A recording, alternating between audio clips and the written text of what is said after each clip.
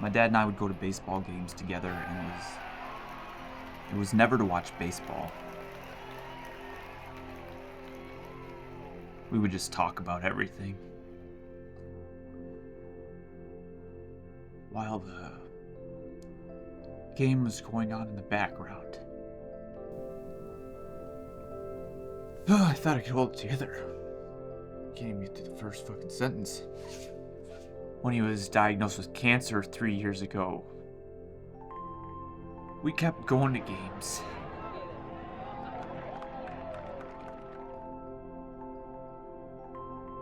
Sometimes we'd talk about the diagnosis and what he wanted. He didn't tell many people about it. He hated the idea of people treating him different and people coming out of the woodworks who haven't talked to him in years suddenly wanting to be a part of his life because of a disease. He didn't want any of that. So he kept it close. He talked about the possibility of assisted suicide.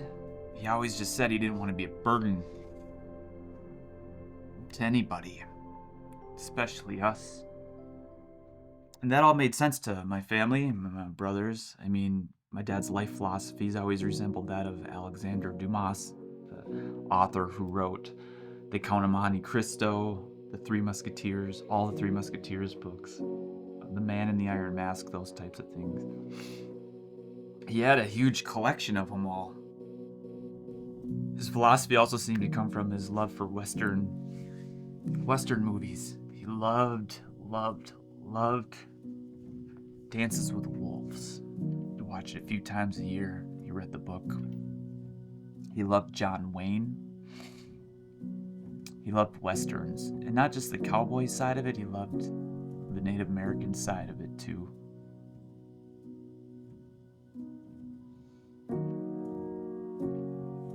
And if you hung out with my dad for a while, you knew there was this Musketeerian cowboy code that he lived by. This like honor and humility and self-reliance, keeping and honoring your word. He was the most loyal person I've ever met. We talked a lot about his past. He talked about his mom. He talked about relationships he had with his dad, his brothers. Oh, and he'd go on for hours about his love for baseball and hockey. And our family number is 19.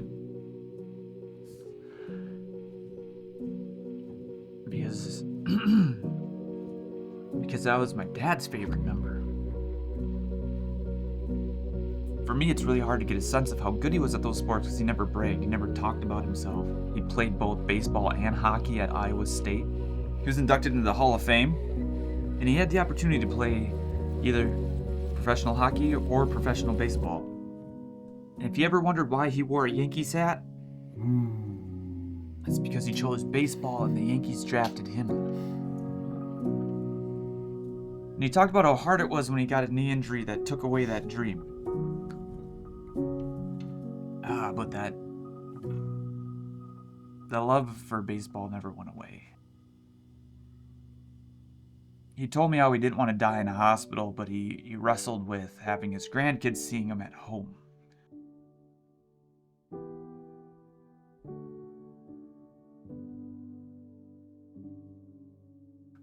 He worried about his pole vaulters, the dog business, and the people who he referred to as friends. And he worried about us, his family. And he talked mostly about us. How his favorite times when we were all in the same room.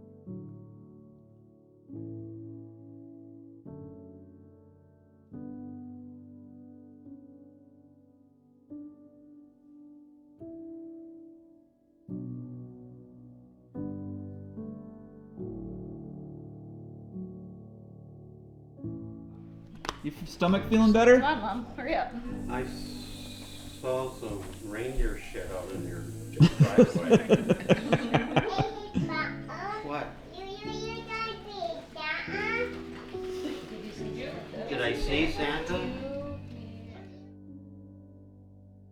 And how he talked about he just wanted more of that. Some more time with us and his grandkids. You guys didn't even let me get a chance to get over there and get you guys running towards it. Go! This one's Kyle's, Go! Mom. You guys, there's enough. We talked about a lot of stuff at those baseball games.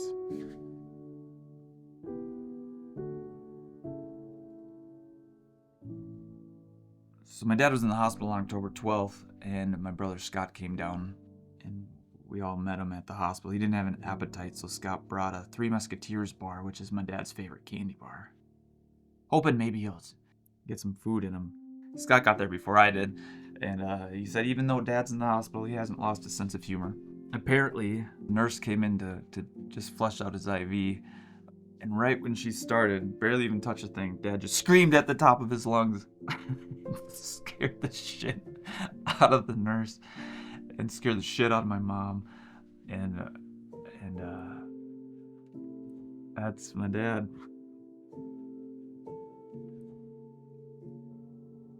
Five days later, it was a Thursday now, and I'm staring at that Three Musketeers bar that's still uneaten on the table, while the doctor is going through my dad's entire medical history from when this cancer shit started, and suggests that he moves into hospice. 3 weeks to months. He goes, I've seen people go longer. There was about an hour of really hard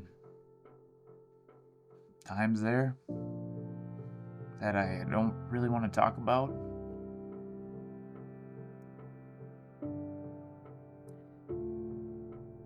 I really thought this was going to be easier to make. But my dad repeated his wishes that he wanted to be at home. And so that's what the fuck we were going to do. My mom probably took it the hardest, so she had to leave. And it was just me and my brother Kyle and my dad just sitting in the room. Cracked a few jokes. That's one of my defense mechanisms. Humor. And so is my dad's too. I just looked at that candy bar again and I said, I can't remember the last time I had a Three Musketeers bar. And Dad looked at me and goes, if you take a bite, I'll take a bite. And I took a bite. Dad took a bite, and then he looked at Kyle, and with tears in our eyes, we all shared a candy bar. The next day, Friday the 18th, we picked him up from the hospital. So tired. I just remember him being so tired. We got home, we sat in the driveway for an hour. I wasn't gonna push it at all. I just wanted to sit with him, do what he wanted. I knew it was gonna take some time to get him inside. We have some stairs. Kyle wanted to build a ramp and kind of push him in through a wheelchair, and he got irritated anytime we mentioned it at all. He wanted to get in the house all by himself, and he did. He did. The hospice nurse showed up and kind of gave us a rundown. This is our first rodeo. We didn't know how hospice worked. These meds are to use now. These are for down the road. It was a lot. It was a lot to kind of process and figure out. She re-asked my dad's wishes, and they didn't change. He only said 3 things. He didn't want to be a burden.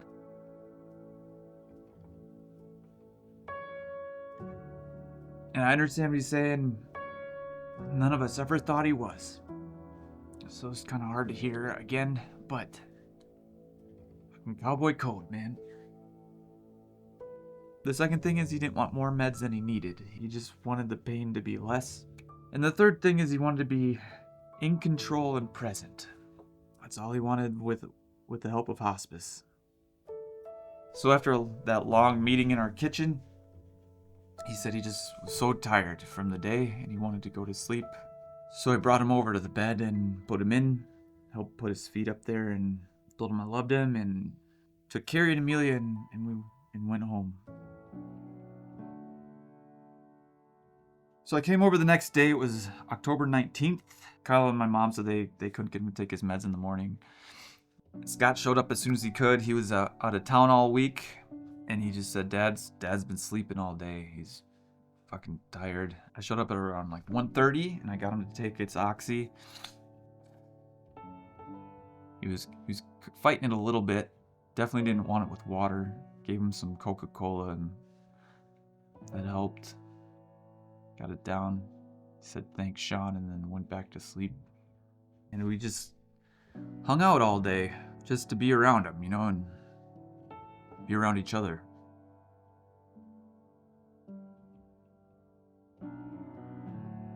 I stayed until about 7. Amelia's 1.5, so we wanted to get her home, and we had some dogs to feed, and the plan was to come back the next day. And I didn't want to wake him up, so I grabbed his foot on the way out and kind of gave it a little shake, and it's like a goodbye. And when I did that, he took a big deep breath, and it was kind of like a non-verbal "I'll see you tomorrow, Dad," kind of a thing. And he knew I was there.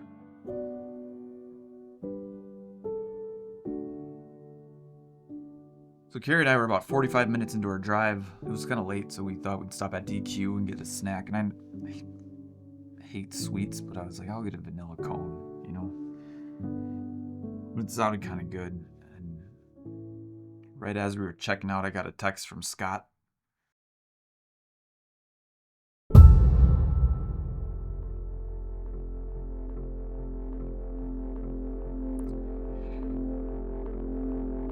And I responded, "Are you joking?"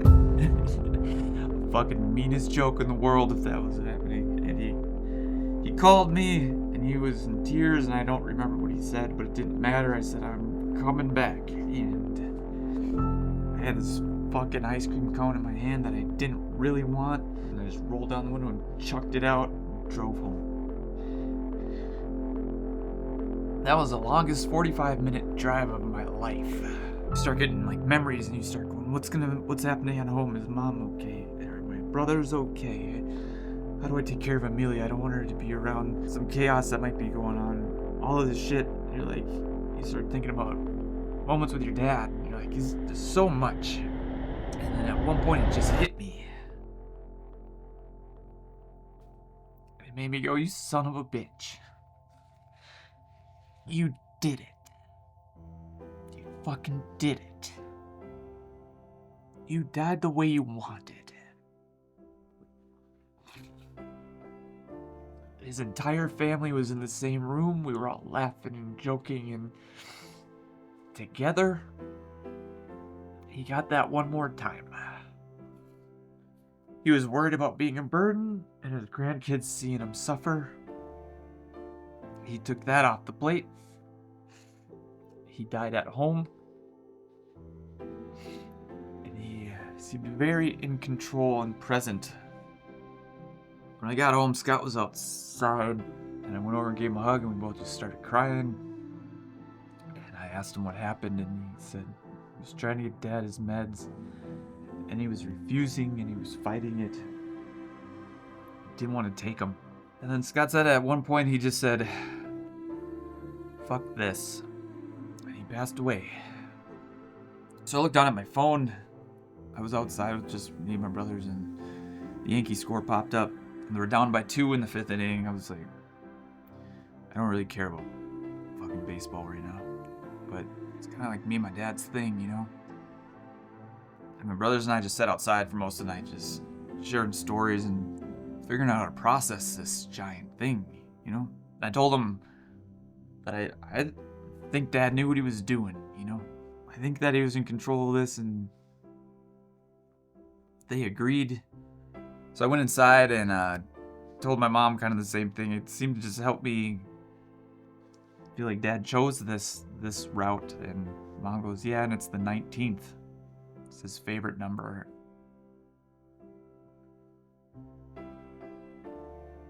And then, the tears started coming back. Fuck, man. Fuck. So I sat down next to him, next to his bed. There was a chair there, and Just trying to take it all in still and check the Yankees score. It was the 10th inning and it was all tied up. It's like fucking crazy, man. As I was sitting on the chair, just refreshed the screen and Soto hit a home run in the 10th. I was sitting next to my dad.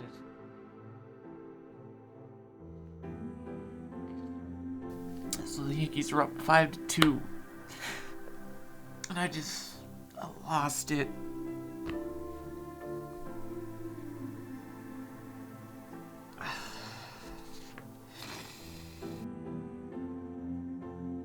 And for the next 15 minutes, I watched every pitch.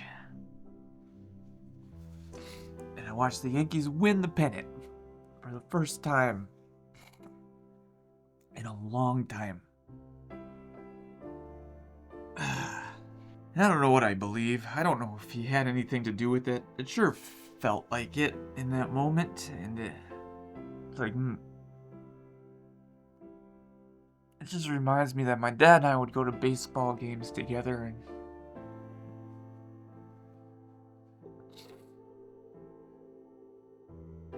it was almost never to watch baseball.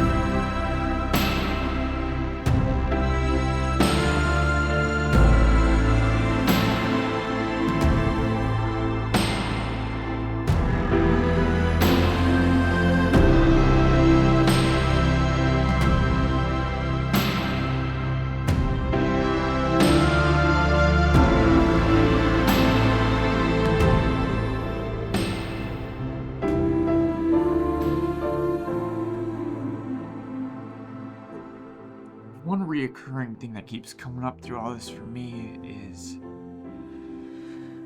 I just hope deep down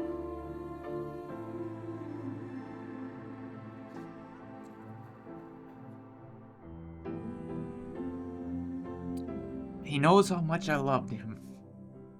I hope he knows how much we all loved him. That's enough for me. Oh, fuck.